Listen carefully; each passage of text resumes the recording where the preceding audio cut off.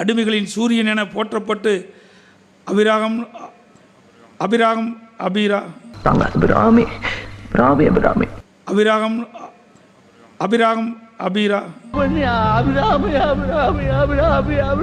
படி அபிராகம் அபிராகம் அபிரா அபிராகம் அபிராகம் அபிரா பாட்டாவே படிச்சிட்டியா?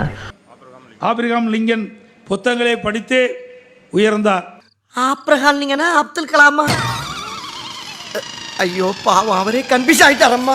நமது தேச தந்தை மகாத்மா காந்தி அவர்கள் தனது வாழ்க்கையை திரும்பி போட்ட புத்தகம் என ஜான்ஸ் ரஸ்கின் அவர்கள் எழுதிய அன்டு திஸ் லாஸ்ட் என்னும் புத்தகத்தை குறிப்பிட்டதோடு, ஓ இங்கிலீஷா தெரியாத, முயற்சியாவது பண்ணுங்க. எங்கே தங்க விரும்புகிறீர்கள் என்று லண்டன் தோழல் கேட்டபோது எது நூலகத்திற்கு அருகில் உள்ளது என கேட்டார். பாப்போ பாப்போ பாப்போ பாப்போ பாப்போ